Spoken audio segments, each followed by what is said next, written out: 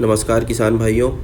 आज इस वीडियो में हम बात करेंगे कि किसान भाई धान की नर्सरी लगाने के समय ही धान के वे कौन से रोग हैं जिनका नियंत्रण नर्सरी के समय ही किया जा सकता है। इस समय यदि किसान भाई नर्सरी लगाते समय सजग रहें तो उनके धान में जो रोग आने वाले हैं वो बहुत कम आएंगे।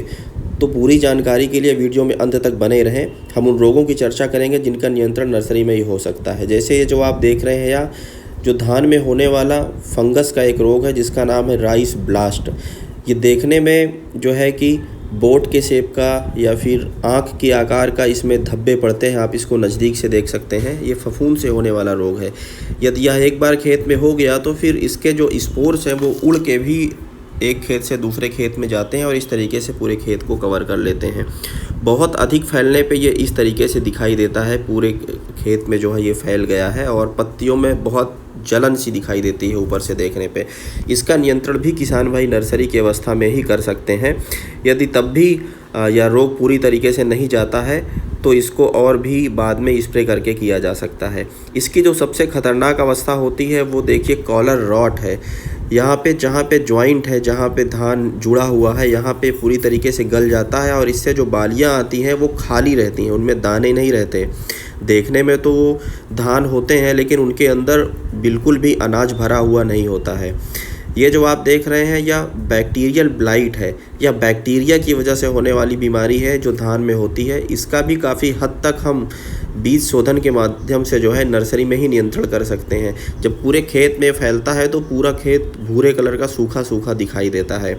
तो आइए इस वीडियो में हम जानते हैं कि आखिर कैसे हम नर्सरी में ही नियंत्रण कर सकते हैं। किसान भाई बहुत सी बीमारियों की जो शुरुआत है वो नर्सरी की अवस्था से ही हमारे फसलों में होने लगती है, लेकिन वो हमें मुख्य रूप से दिखाई पड़ता है जब खेतों में फसल बड़ी हो जाती है तब, और उस समय उनका नियंत्रण करना काफ़ी कठिन होता है।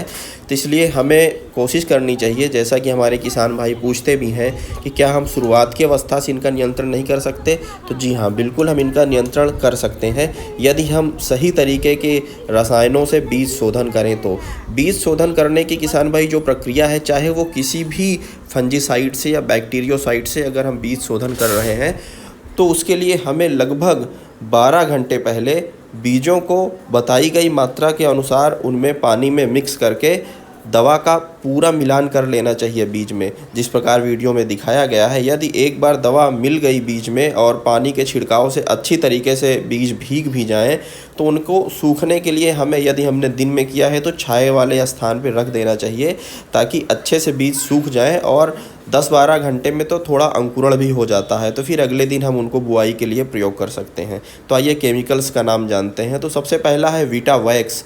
वीटावैक्स यह जो केमिकल है या स्मट में, ब्लास्ट में और ब्लाइट में सभी में काम करता है। इसका भी हम सीड ट्रीटमेंट कर सकते हैं। दूसरा हमारा जो प्रोडक्ट है या नेटिवो का प्रोडक्ट है या बायर का है, इससे भी हम जो है बीजों का शोधन कर सकते हैं और फिर उसके बाद अगले दिन 12 घंटे बाद हम नर्सरी के लिए जा सकते हैं। तीसरा जो हमारा प्रोडक्ट है वह है बेविस्टिन। इसमें कार्बेंडाजिन होता है। इससे भी हम ब्लास्ट और बैक्टीरियल जो सियात ब्लाइट होता है उसका नियंत्रण कर सकते हैं। ये दूसरा हमारा प्रोडक्ट है प्रवोक्स। इससे भी हम जो है सीड ट्रीटमेंट कर सकते हैं और तब जाके नर्सरी लगाएं। फिर एक अंत में जो महत्वपूर्ण है ट्राइकोडर्मा। ट्राइकोडर्मा एक प्रकार का फंगस ही है। जैसा कि आप जानते हैं लोहा लोहे को काटता है तो फंगस ही फंगस वाली बीमारियों को काटता है। इसका भी हमें प्रयोग करना चाहिए। किसान भाइयों, ट्राइकोडर्मा से हमें बीज शोधन की जो प्रक्रिया है उसमें हमें प्रति किलोग्राम बीज की मात्रा पर 1 ग्राम ट्राइकोडर्मा का प्रयोग करना है और जो पानी की मात्रा लेना है वह 1 किलोग्राम पानी की मात्रा में हमें 10 ग्राम गुड़ जैगरी को घोल लेना है। फिर उसके बाद ट्राइकोडर्मा पाउडर को बीजों पे छिड़क के उनका जो है ट्रीटमेंट करना। ऐसा करने से ट्राइकोडर्मा पाउडर जो है वो अच्छे तरीके से बीजों पे चिपक जाता है और जो हम जैगरी प्रयोग करते हैं वह उस फंगस का भोजन है और इस तरीके से अच्छे से उनकी वृद्धि होती है। अगला जो हमारा जो बैक्टीरिया से होने वाली बीमारी है उसके लिए हम स्टेप्टोसाइक्लिन का प्रयोग कर सकते हैं बीज शोधन के रूप में। यदि हमने स्टेप्टोसाइक्लिन से बीज का शोधन किया है तो हमारे खेतों में बहुत कम संभावना है कि जो बैक्टीरियल ब्लाइट होता है धान में वो आएगा। यदि वीडियो आपको पसंद आया है तो लाइक करें, चैनल को सब्सक्राइब करें। यदि किसान भाइयों के खेतों में या उनके क्षेत्र में धान के स्टेम बोरर की समस्या बहुत ज़्यादा है तो उनको क्या करना चाहिए कि नर्सरी की अवस्था में ही उनकी जब नर्सरी तैयार हो जाए तो ऊपर से 1 सेंटीमीटर 2 सेंटीमीटर तक पत्तियों को कैंची से काट देना चाहिए। फिर उसके बाद खेतों में नर्सरी का रोपण करना चाहिए, क्योंकि जो स्टेम बोरर है या पत्तियों के ऊपरी भाग में अंडे दे देते हैं, जो धीरे धीरे धान बड़ा होने पे उनके अंदर कीट चले जाते हैं और फिर उनके अंदर ही नुकसान पहुँचाते हैं और पूरा धान बर्बाद कर देते हैं। इस तरीके से यदि आपने उनकी क्लिपिंग करी है, कटिंग की है, तो स्टेम बोरर के अंडे पहले ही नष्ट हो जाएंगे और उनको कट करने के बाद आप उन क्लिपिंग्स को मिट्टी में दबा दें तो वो दूसरे खेतों में नहीं फैलेंगे। तो यदि यह वीडियो आपको पसंद आया है, जानकारी आपको अच्छी लगी है, तो वीडियो को लाइक करें, चैनल को सब्सक्राइब करें और कमेंट करना बिल्कुल ना भूलें। और हमें इस वीडियो के कमेंट में बताएं कि आपको अन्य किस विषय पर जानकारी चाहिए, ताकि हम आपकी हर संभव मदद कर सकें। धन्यवाद। इसे अपने अन्य किसान भाइयों के साथ अवश्य साझा करें।